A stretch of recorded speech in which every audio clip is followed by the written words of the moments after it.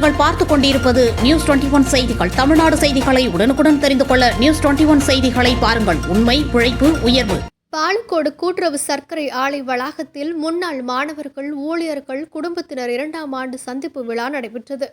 தருமபுரி மாவட்டம் பாலக்கோடு கூட்டுறவு சர்க்கரை ஆலை வளாகத்தில் முன்னாள் மாணவர்கள், ஊழியர்கள் மற்றும் குடும்பத்தினரின் 2ஆம் ஆண்டு சந்திப்பு விழா ஞாயிற்றுக்கிழமை காலை 10 மணி முதல் மாலை 5 மணி வரை நடைபெற்றது.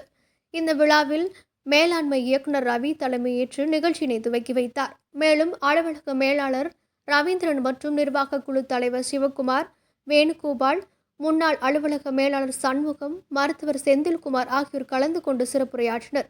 நிகழ்ச்சியில் கூட்டுறவு சர்க்கரை ஆலையில் இயங்கி மெட்ரிக் பள்ளியில் பயிலும் 8, 9 மற்றும் 10ஆம் வகுப்பில் அதிக மதிப்பெண் பெற்ற முதல் 2 இடங்களை பிடித்த மாணவர்களுக்கு ஊக்கத்தொகை மற்றும் பரிசுகள் மற்றும் பொருளாதாரத்தில் பின்தங்கிய 2 பெற்றோர்களின் குழந்தைகளின் கல்விக்காக நிதி உதவி வழங்கினார்கள். மற்றும் கடந்த 25 ஆண்டுகளுக்கு முன்னர் பாலக்கோடு சர்க்கரை ஆலையில் பணிபுரிந்த ஊழியர்கள் மற்றும் அவர்களின் குடும்பத்தினர் நேரில் சந்தித்து தங்களது கடந்த கால அனுபவங்களை பகிர்ந்து கொண்டு பழைய சம்பவங்களை நினைவு கூர்ந்து சாதி, மதம், இனம், மொழி என கடந்து தங்களது அன்பை வெளிப்படுத்தி மகிழ்ந்தனர்.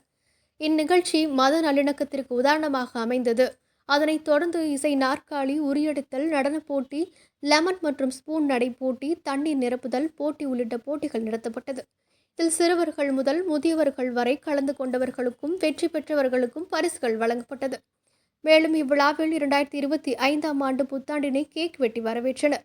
இந்நிகழ்ச்சிக்கான ஏற்பாடுகளை முன்னாள் மாணவர்கள் பி. சந்திரா, சின்னவா, என். சண்முகம், பிரகாஷ் பாபு, ஜி. செந்தில்குமார், எம். செந்தில்குமார், ஆஷா, மணிபாரதி, முஜிப் ரகுமான், ஷயத் மாலிக், சாந்தி ஆகியோர் ஒருங்கிணைந்து செய்திருந்தனர்.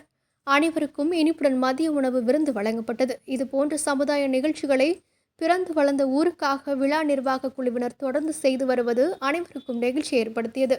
இந்நிகழ்ச்சியில் 500க்கும் மேற்பட்டோர் கலந்து கொண்டனர். News21 செய்திகளுக்காக முனியப்பன்.